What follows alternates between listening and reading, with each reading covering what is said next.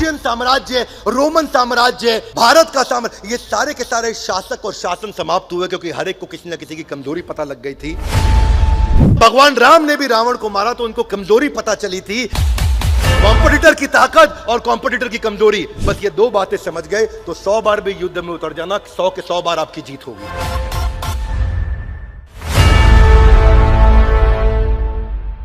ग्रंथराज श्रीमद् भगवद गीता की। तो आप सबका स्वागत है आज के अगले अध्याय में भगवद गीता के, Gita in action. Everybody guys come on, Gita in action. Gita को अपने जीवन में कैसे उतारें, पहला अध्याय चल रहा है और आज हम पहले अध्याय का तीसरा श्लोक लेने जा रहे हैं और यह श्लोक दुर्योधन बोल रहे हैं। हमने इससे पहले चर्चा किया धृतराष्ट्र के श्लोक का। अब हम दुर्योधन की बात करेंगे कि दुर्योधन क्या बात कर रहे हैं और भगवद गीता का प्रारंभ होने जा रहा है। पश्यताम पांडुपुत्राणाम आचार्यम महतीम चमुम व्यूढ़ाम द्रुपद पुत्रेण तव शिष्येण धीमता। तो यहां दुर्योधन कहते हैं, हे आचार्य पांडुपुत्रों की विशाल सेना को देखो। दुर्योधन किसको कह रहे हैं? द्रोणाचार्य को कह रहे हैं। किसको कह रहे हैं? हे आचार्य पांडुपुत्रों की विशाल सेना को देखो, जिसे आपके बुद्धिमान शिष्य द्रुपद के पुत्र ने इतने कौशल से व्यवस्थित किया है। पहले इस कहानी को समझने के लिए श्रील प्रभुपाद को हम धन्यवाद करते हुए उनके तात्पर्य को समझते हैं कि जो दुर्योधन थे वो इस समय एक परम राजनीतिज्ञ की तरह बात करने का प्रयास कर रहे हैं और अपने सेनापति द्रोणाचार्य से बात कर रहे हैं। द्रोणाचार्य केवल उनके सेनापति नहीं, उनके गुरु भी थे। और उनको क्या कहते हैं? पश्यताम, देखो। किसको बोल रहे हैं देखने को? अपने गुरु को बोल रहे हैं देखने को। देखो द्रोणाचार्य, तुमसे बहुत भारी गलती हो गई है। द्रोणाचार्य सोच रहे हैं क्या गलती हो गई है? पश्यताम पांडुपुत्राणाम आचार्यम महतीम चमुम। ये सारी की सारी सेना किसने सेट करी है? ये द्रुपद के पुत्र धृष्टद्युम्न ने सेटिंग करी है पूरी। और कौन था ये धृष्टद्युम्न? इसके पीछे एक हिस्ट्री है। दुर्योधन ये बात क्यों कर रहे हैं? हिस्ट्री ये है कि द्रोणाचार्य की और द्रुपद की बनती नहीं थी। द्रुपद कौन है? अर्जुन के ससुर जी, यानी कि द्रौपदी के पिता। द्रौपदी के पिता हैं द्रुपद, और द्रुपद और द्रोणाचार्य का आपस में पुराना झगड़ा था। और उस झगड़े में द्रोणाचार्य से बदला लेने के लिए द्रुपद ने क्या किया? एक यज्ञ किया और उस यज्ञ से उनको मिले कौन? धृष्टद्युम्न। उनको प्राप्त हुआ एक ऐसा पुत्र जो कि आगे चल के वध करेगा। किसका? द्रोणाचार्य का। और द्रोणाचार्य ये बात जानते थे कि धृष्टद्युम्न आगे चल के, ये भी तो बच्चा है, आगे चल के ये मेरा वध करेगा। फिर भी एक अच्छा ब्राह्मण होने के नाते उन्होंने सारी शास्त्र विद्या सिखा दी। एक अच्छा ब्राह्मण क्या सिखाता है? वो ज्ञान देता है, अपना ज्ञान रोकता नहीं है। तो एक अच्छा ब्राह्मण होने के कारण, एक अच्छा टीचर, एक अच्छा मेंटर, एक अच्छा लीडर होने के कारण द्रोणाचार्य ने सब कुछ सिखा दिया धृष्टद्युम्न को, ये मानते हुए, ये जानते हुए कि आगे चल के ये मेरी मृत्यु का कारण बनने वाला है। क्योंकि ये किसका पुत्र है? द्रुपद का पुत्र है। ये जानते थे, लेकिन फिर भी ट्रेन किया। और हुआ क्या? ठीक महाभारत का युद्ध होने से पहले धृष्टद्युम्न ने सामने जाके कंपटीशन का टीम पांडवों को ज्वाइन कर लिया और सारी की सारी टीम को व्यवस्थित किया कि पूरा फैलेंक्स, पूरा का पूरा यूनिट, सारे के सारे यूनिट्स, मिलिट्री आर्मी कैसे खड़ी होगी। और अब दुर्योधन चिढ़ रहा है उस बात को लेके। दुर्योधन को गुस्सा आ रहा है।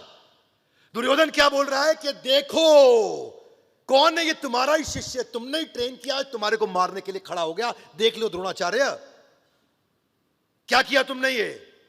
और बातों बातों में इशारा कर रहा है, अब ये ना हो कि अर्जुन तुम्हारा फेवरेट शिष्य है तो उसके लिए सॉफ्ट कॉर्नर लेके बैठ जाओ और बाद में अर्जुन को छोड़ दो।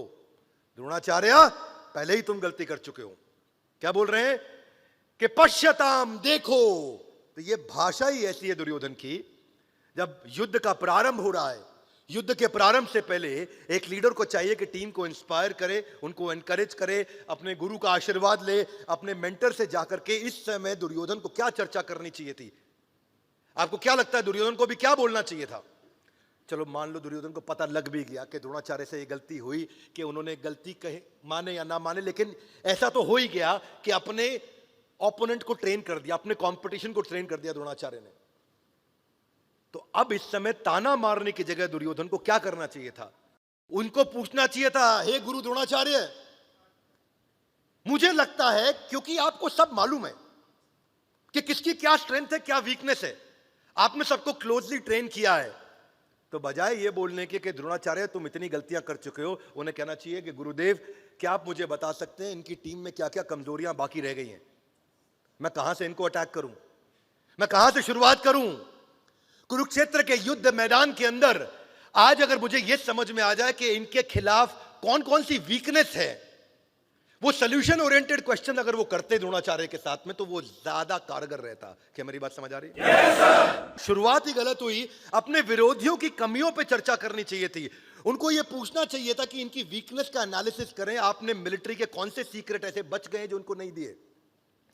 क्या ऐसा कोई तरीका है कि सामने से चेहरा दिखाऊं, साइड से अटैक करूं? क्या ऐसा कोई तरीका है कि मैं अभी आपके साथ स्वॉट एनालिसिस कर लूं, स्ट्रेंथ, वीकनेस, अपॉर्चुनिटी, थ्रेट उनकी क्या है और मेरी क्या है? क्योंकि जब जब युद्ध को जीता गया है, जब भीम ने भी दुर्योधन का वध किया या उसको मारा, तो उसको कमजोरी पता चली थी सामने वाले की कि दुर्योधन की जंगा पे अटैक करना है। जिस समय भगवान राम ने भी रावण को मारा, तो उनको कमजोरी पता चली थी कि रावण की नाभि पे अटैक करूंगा तो बात बन जाएगी। सामने वाले की कमजोरी दुर्योधन को मांगनी चाहिए थी, पता करनी चाहिए थी, बजाय के कहने के लिए पश्यताम पांडुपुत्राणाम आचार्यम महतीम चमुम। क्या कर दिया तुमने आचार्य? ये उनको ये समझना चाहिए था कि मेरे गुरु की खुद की एक कमजोरी अश्वत्थामा है, उनका पुत्र, और जो आगे चल के वध का कारण बना। बोला अश्वत्थामा हाथी मारा गया और उन्होंने शस्त्र छोड़ दिए। ये बजाय चर्चा करने के कि हमारी क्या वीकनेस, उनकी क्या वीकनेस, हमारी क्या स्ट्रेंथ, उनकी क्या स्ट्रेंथ। लड़ाई से पहले वो उस समय द्रोणाचार्य को तंग करने में लगे, उनको धमका रहे हैं, एक प्रकार से सॉफ्ट तरीके से धमका रहे हैं उनको। भीम ने जरासंध का वध कैसे किया? जब कृष्ण ने उनको कमजोरी बताई, तीलियों को तोड़ के एक को यहां फेंका और एक को यहां फेंका, और तभी जरासंध को उससे पहले भी 3 बार फाड़ा था भीमसेन ने, जिसके पास 10,000 हाथियों का बल है। ये जरासंध वही है जिसने 95 राजाओं को कैद कर रखा था, और 95 राजाओं के बाद 5 और राजा को कैद करके उनकी हत्या करके वो देवताओं को प्रसन्न करना चाहता था उस यज्ञ में, ताकि आगे चल के कृष्ण का भी वध कर सके। जरासंध, उस जरासंध को मारने के लिए भीम को वीकनेस नहीं पता थी, वरना जरासंध को कभी नहीं मारा जा सकता था। बचपन से कहानियां सुन रहे हैं कि जादूगर की जान उसके तोते में होती है, तोते को मारो तो जादूगर का गेम ओवर। सुनिए सब पिक्चरों में, यस नो? सामने वाले को समझे, कंपटीशन को समझे। तो कंपटीशन एनालिसिस मैं पहले अध्याय के 3 श्लोक से सीखने के लिए आपको गुजारिश करूंगा। उसको समझिए कि भगवद गीता एक ऐसा ग्रंथ है जिसमें आपको हर प्रकार का मैनेजमेंट समझ में आता है। कई लोग उसको धार्मिक पुस्तक समझते हैं। मैं उनसे प्रार्थना करूंगा थोड़ी देर के लिए इस विचार को जरा साइड में नहीं रखेंगे तो आपको लाभ नहीं मिलेगा जीवन में। क्या मेरी बात समझ आ रही है? Yes no? कई बार लोग सरदारों का मजाक उड़ाते हैं, सरदार जी 12 बज गए, सरदार जी 12 बज गए, सरदार तुम्हारे 12 बज गए, चुटकुला सुनाते हैं। लेकिन ये बदतमीजी के पहले उनको ये मालूम नहीं कि 12 बजने के पीछे एक्चुअली कहानी क्या है। नादिर शाह जो कि इन्वेडर था 1737 में, और नादिर शाह ईरान की तरफ से भारत में प्रवेश किया था, उस समय पंजाब पार करते हुए दिल्ली में आ गया था, और दिल्ली में मुगलों को कमजोर देख करके नादिर शाह ने इन्वेजन चालू किया, और हमारी औरतों को, हमारे पैसे को, धन को लूट के ले जाया करता था। सेना बहुत बड़ी थी, सिख कम्युनिटी बहुत छोटी थी उस समय, पर सिख कम्युनिटी ने क्या किया? वो जानते थे कि नादिर शाह की कमजोरी क्या है, ये शराबी है, ये कबाबी है, ये औरतों की संगत करता है, इनकी पूरी टीम ऐसी है। तो रात को मध्य रात्रि के अंदर सारे सिख छोटी सी अपनी टीम बना करके गोरिल्ला वॉरफेयर के द्वारा नादिर शाह की टीम को रोज रात को उखाड़ते थे, रोज रात को उनको ठोकते थे, अपनी औरतों को बचा के लेके आते थे। पूरे भारतवर्ष को धन्यवाद करना चाहिए सिख कौम को केवल इस बात के लिए कि उन्होंने हमारी संस्कृति और हमारे परिवारों को बचाया, बजाय के चुटकुला सुनाने के। दुर्योधन को चाहिए था यह बजाय कहने के पश्यताम पांडुपुत्राणाम, उसको पता करना चाहिए था कि गुरुदेव क्या कमियां हैं सामने वाले की। जैसे सिख कौम ने उनकी कमियों को देख करके वहां जाके गोरिल्ला वॉरफेयर से उन पर अटैक किया। अरे पिक्चरों में पुरानी देखते आ रहे हैं कि विलन बोलता है तेरी मां मेरे कब्जे में है, तेरी प्रेमिका मेरे कब्जे में है। वो भी जाकर के हीरो की कमजोरी को पकड़ लेता था विलन, और वहां से पिक्चर का जो है यू टर्न आता था। उसके बाद अपन देखते थे वहां पे मूवीज के अंदर, चक दे इंडिया मूवी देखो, सुल्तान मूवी देखो, दंगल मूवी देखो, हर मूवी में दिखाया गया है कि लास्ट में सेमीफाइनल, फाइनल राउंड से पहले वो सामने वाले की वीकनेस को पकड़ते थे। आज बिजनेस के अंदर आपको भी ये देखना है, इजीएस्ट जानवर वही मारा जाता है जंगल में जो सबसे कमजोर होता है। पहला शिकार उसी का किया जाता है जो कभी नहीं बचता, क्योंकि वो बहुत कमजोर रहता है। बीमारी भी आकर के वही अटैक करेगी जो शरीर कमजोर होगा, जो शरीर का अंग कमजोर होगा। इसलिए सामने वाले को ओवरवेल्म कर दें अपनी स्पीड और अपनी एक सडननेस के द्वारा, अगर उसकी तैयारी के साथ दुर्योधन जाता, बजाय कि अपनी टीम का उत्साह गिरा करके वो जा रहा है। पांडवों की सबसे बड़ी कमजोरी क्या है? पांडव कौन सी शास्त्र विद्या और शस्त्र विद्या नहीं जानते हैं। पांडवों को किस चीज से डर लगता है? पांडवों को अगर मैं अटैक करूंगा तो वो कैसे रिएक्ट करेंगे? हे गुरु द्रोण, ऐसी वो कौन सी कमजोर एरिया है, उसको क्या बोलते हैं? Below the belly, under the belly. ये अंडर बेली क्या है? कहावत है, सबसे कमजोर इलाका, सबसे कमजोर इलाका। क्योंकि एक पुरुष के लिए जेनिटल्स एक ऐसा कमजोर इलाका होता है जिसके कारण ये अंडर बेली नाम की कहावत ही पैदा हो गई, जो कहावत ही बन गई इस बात के लिए। वो कौन सी कला में हमसे बेहतर है, वो कौन सी कला में हमसे बदतर है, हम कौन सी कला में उनसे बेहतर है। एक्सपोज करो और अटैक करो कंपटीशन की वीकनेस को लगातार ठोक के। उनकी सेना में सबसे कमजोर इलाका कौन सा है जो उनके अरेंजमेंट में, जहां से हम अटैक करके जाएं, क्योंकि परिधि से अटैक करेंगे, बीच में नहीं करेंगे। ये दुर्योधन को तैयारी करनी चाहिए थी। दुर्योधन को वो मिलिट्री सीक्रेट्स पता करने चाहिए थे जो पांडवों के पास अभी भी नहीं है। दुर्योधन को यह सोचना चाहिए था कि अगर ये जीत के नजदीक होंगे तो क्या करेंगे, या हार के नजदीक होंगे तो क्या करेंगे, इनके पास कौन से रिसोर्सेज अभी भी कम है और हमारे पास कौन से रिसोर्स अभी भी ज्यादा हैं। अपनी स्ट्रेंथ और सामने वाले की वीकनेस को आमने सामने ले आओ। चाणक्य पंडित इसीलिए कहते हैं कि अपनी कमजोरी का किसी भी हालत में कभी भी किसी को पता नहीं लगने देना। विवेक ओबरॉय हमारे मित्र हैं, उन्होंने एक सीरीज लेकर के आए थे, कुछ क्रिकेट के ऊपर बैटिंग होती थी, इनसाइड एज। Thank you. वो इनसाइड एज की सीरीज मैंने विवेक के कहने पे फास्ट ट्रैक पे देखी। विवेक भाई को हम बहुत रिस्पेक्ट करते हैं, प्यार करते हैं, वरना मैं कोई ओटीटी सीरीज नहीं देखता। और मैं उनके साथ दुबई में बैठा था, मैंने उनको कहा कि इनसाइड एज में एक ही लर्निंग है जो जिंदगी भर छाप लेना। बोले क्या विवेक भाई? मैं कहा इनसाइड एज सीरीज की एक ही लर्निंग है, आपके हर एपिसोड में एक ना एक आदमी ठुका है, वो इसी कारण उसकी पिटाई हुई है क्योंकि दूसरे को उसकी कमजोरी पता लग गई थी।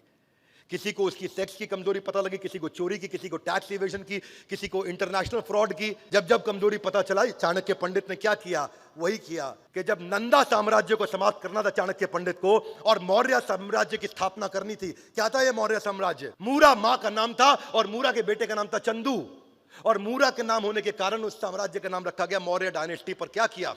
सेना नहीं थी, सेना नहीं थी। छोटी छोटी बच्चियों को हल्का हल्का जहर दिया, उनको ट्रेन किया, पूरी जिंदगी थोड़ा थोड़ा जहर देते रहे उनको, और उनको ट्रेन करते रहे और उनको विष कन्या बनाया।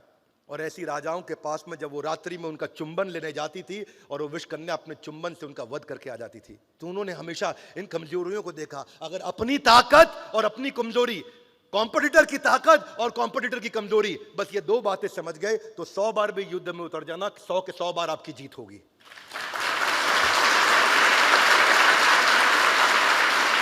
आसानी से आप डिस्ट्रैक्ट कर पाओगे अपने ओपोनेंट को। पर दुर्योधन की यह गलती थी। दुर्योधन क्या बोले? पश्चाताम पांडुपुत्राणाम आचार्यम महतीम चमु। बस वो इसी में फंस गए।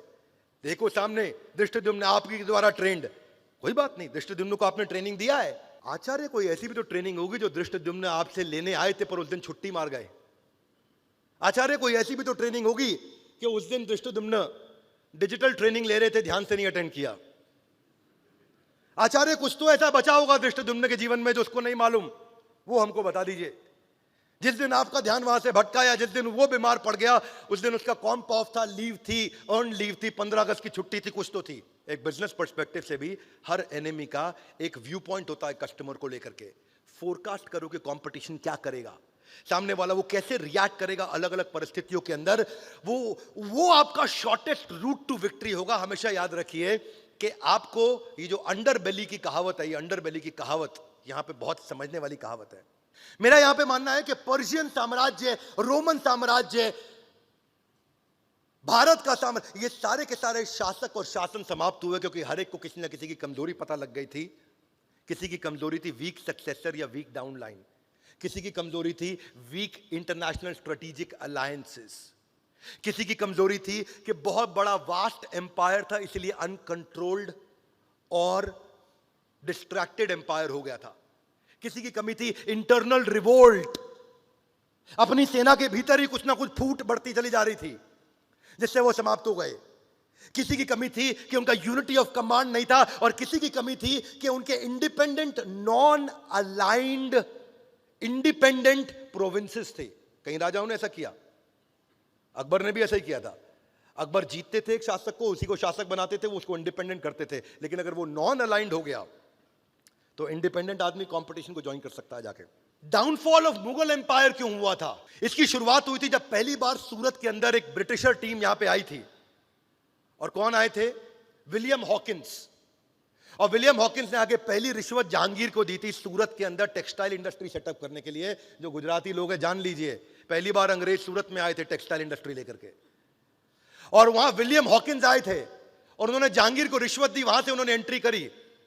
ऐसे ही हर बार हुआ है। सबसे बड़ा मंत्र यही है कि आपको सिनेरियो एनालिसिस करना चाहिए, जो कई बार आप मिस कर जाते हैं। एक अटैक प्लान्स हमारे क्या हो सकते हैं, अलग अलग हाई डिग्री ऑफ सक्सेस मुझे कहां से मिल सकती है। बाय द वे, एक और इसका बड़ा अच्छा तरीका है जो एक्शन में हाथ आगे लाए, गीता इन आपको कंपटीशन को पहचानना है तो उनके रिव्यूज देखने चले जाओ, उनके मोबाइल ऐप स्टोर पे चले जाओ, उनके फेसबुक पे चले जाओ, उनके रिव्यूज जाकर के देखो कि रिव्यूज में कौन सी अच्छी चीज है जो बार बार छूट रही है और कौन सी बुरी चीज है जो बार बार दिख रही है। One more time, come on. कौन सी अच्छी चीज है जो बार बार छूट रही है और कौन सी बुरी चीज है जो बार बार। इससे ये पता चल जाएगा उनकी वीकनेस क्या है, कि ये अच्छाई आ नहीं रही है यानी कि कमजोरी है, और ये कमजोरी बार बार दिख रही है यानी कि ये कमजोरी है। और केवल उन्हीं साइट से ही आपको स्क्रूटनाइज करेंगे उनके रिव्यूज को, तो आइडिया मिल जाएगा। और तभी आप कंपटीशन को समझ करके उसकी वीकनेस को अपनी एडवांटेज बना सकते हो, बजाय के दुर्योधन की तरह केवल ताना मारते रहना और टीम को की स्ट्रेंथ को स्वॉट एनालिसिस शुरुआत में न करना, जिसके कारण द्रोणाचार्य, गुरु द्रोण जो उनके गुरु हैं, जिनसे चर्चा कैसे की जानी चाहिए। अगले एपिसोड में हम दुर्योधन मेंटालिटी को और डिटेल में समझेंगे। ये Bhagavad Gita in action, Gita in action, ये एक ऐसी सीरीज है जो हर व्यक्ति को सारे के सारे एपिसोड आकर के जरूर देखने चाहिए। अपनी जिंदगी का समय निकाल करके देखिए, वो बुद्धि का धन उसके अंदर मिलेगा जो आपको पूरी पृथ्वी पर सारे के सारे शास्त्रों में और सारी किसी भी प्रकार की किताबों में अगर एक साथ चाहिए तो एक जगह भगवत गीता में मिल सकता है, जिसको हम प्रयास करेंगे अपनी सीमित बुद्धि के द्वारा कि आपके सामने ला करके साधारण भाषा में प्रस्तुत करें, ताकि आपके लिए आसानी हो उस गीता को समझना जो संस्कृत नहीं समझ सकते। अब उनके लिए भी आसान होगा कि वो आकर के गीता इन एक्शन सीरीज के साथ में भगवत गीता को समझ सकेंगे। मेरी इच्छा है ये गीता इन एक्शन सीरीज सब तक पहुंचे। हमारे साथ जुड़े रहने के लिए, इस एपिसोड को ध्यानपूर्वक आकर अटेंड करने के लिए आप सबका हृदय की गहराई से प्रेम पूर्वक बहुत बहुत धन्यवाद।